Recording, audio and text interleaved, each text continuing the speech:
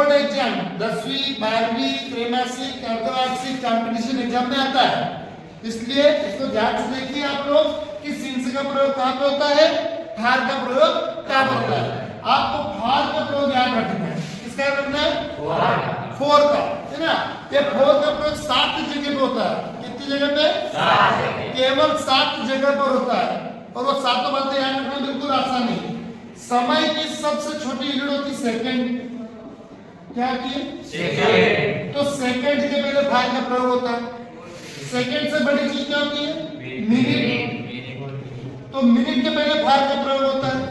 Minute से बड़ी चीज आवर, है ना। आवर से बड़ा डे, डे से बड़ा वीक, वीक से बड़ा मंथ, और मंथ से बड़ा ईयर। बस ये 7 चीज, 1 2 3 4 5 6 7, इन 7 जगह पर फार का प्रयोग होता है। बाकी सभी जगह पर सिंस का प्रयोग होता है। क्लियर? कभी भी लिखा हुआ है परीक्षा में, कोई भी जैसे सेंटेंस लिखा हुआ रहेगा, उसके बाद में आपको लिखा रहेगा 2 सेकेंड। ये 2 ऐसा भी लिखा हो सकता है, या ऐसा भी लिखा TW2। क्लियर? तो 2 सेकेंड लिखा है, तो उसके पहले आप क्या लगा दोगे? फार का उपयोग करना है। क्लियर? है ना। मिनट लिखा है, जैसे लिखा 10 मिनट, तो 10 के पहले क्या लगेगा? है ना। 10 मिनट 12 मिनट 15 मिनट कुछ भी लिखा हो तो क्या लगेगा उसके पहले? 4 लगेगा। आवर्स, यहाँ पे लिखा हो 2 आवर्स, क्या लिखा हो? 2 आवर्स, 2 घंटे, तो इसके पहले क्या प्रयोग करोगे? फार का प्रयोग, है ना। डे, 1 डे, है ना, तो 1 डे के पहले क्या आएगा? 4 1 डे, है ना। वीक, जैसे 1 वीक 1 सप्ताह से, है ना। मंथ, है ना, जैसे 5 मंथ, AFIVE 5 मंथ, 5 मंथ से कोई चीज है, तो जब भी ये चीज मिले आपको, ईयर लिखिए, जैसे 2 इयर्स, तो इसके पहले भी क्या आएगा? 4 आएगा। अब सिंस कहां पे, इसके बारे में चर्चा करते हैं। जैसे कि आवर्स में समय होता है, जैसे 2 o'clock, क्या है? 2 o'clock, है ना, 2 बजे से। तो यहाँ पे 2 क्या हो गया? फिक्स टाइम हो गया। क्या हो गया? फिक्स टाइम होता है, तो उसके पहले सिंस आएगा। जैसे यहाँ पे डे लिखा है, 1 day 2 day 10 day 15 day 100 day, कोई भी डे लिखा तो फार, पर यदि डे का नाम लिखा हो, क्या लिखा हो? डे का नाम, जैसे कि Sunday, Monday, Tuesday, Wednesday, Thursday, यदि डे का नाम लिखा हो तो सिंस आएगा। क्या आएगा? बात समझ रहे हो? यहाँ पे क्या लिखा है? डे, 1 डे, यहाँ पे लिखा 2 डेज 3 डेज 5 डेज, तो क्या आएगा? और यदि डे का नाम लिखा हो संडे, मंडे, वेडनेसडे, तो क्या आएगा? समझ में आ रहा अंतर? दोनों में अंतर क्लियर है? देखो देखिए, वीक, मंथ, ये क्या है?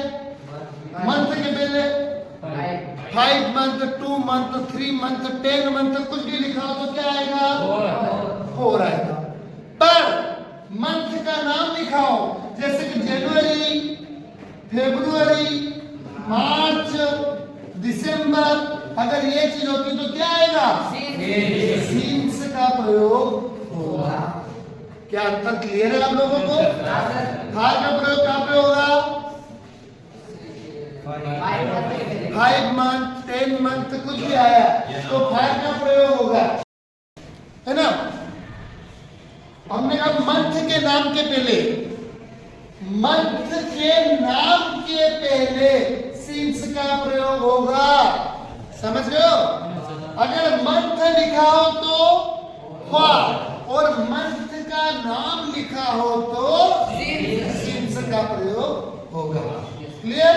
इसी प्रकार ईयर लिखा है यहाँ पे 2 ईयर ईयर, तो क्या लिखेंगे हम उसके पहले?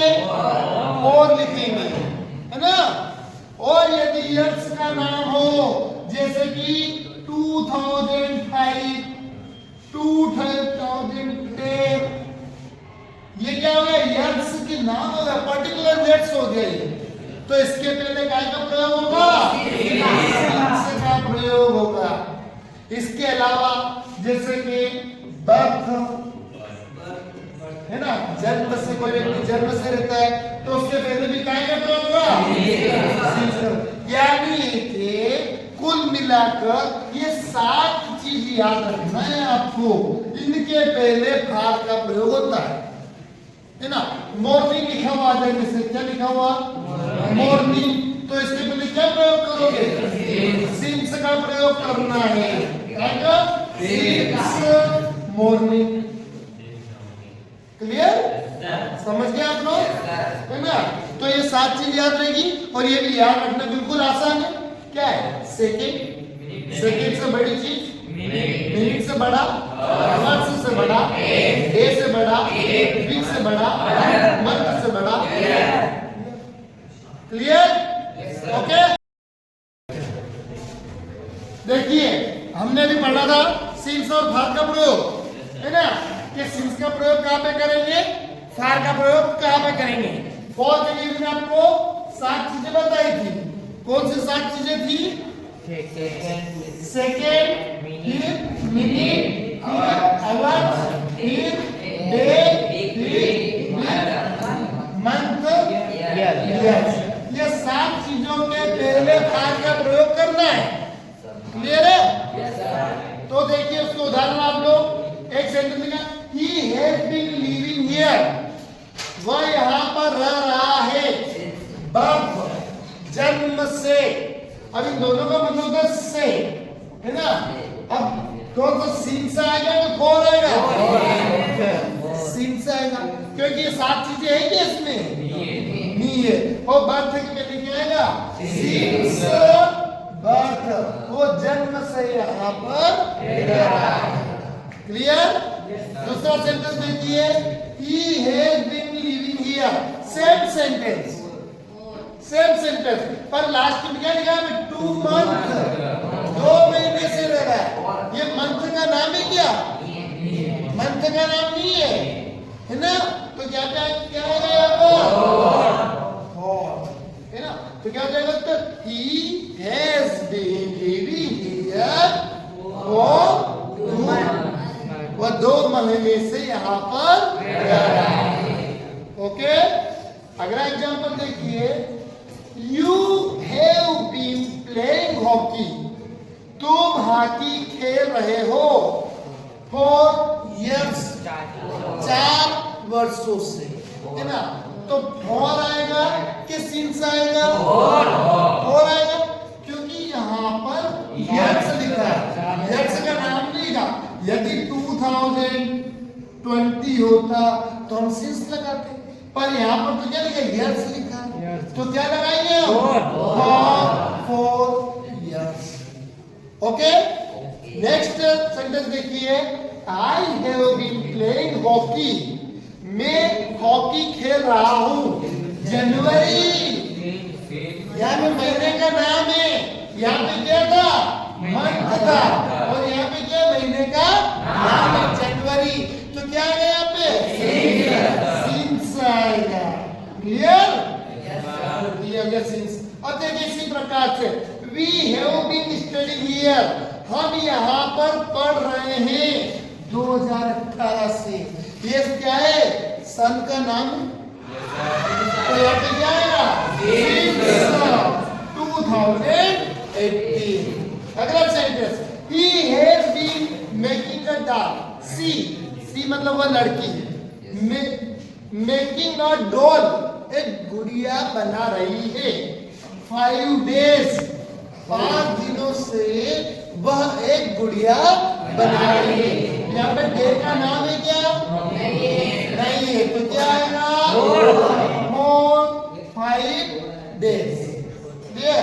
और लास्ट सेंटेंस देखिए, सेम सेंटेंस है ये, सी हैज बीन मेकिंग दाल, वो एक गुड़िया बना रही है और यहाँ पे लिखा संडे, तो क्या आएगा सिंस संडे, है ना। तो क्या अंतर है देखिए, यदि डे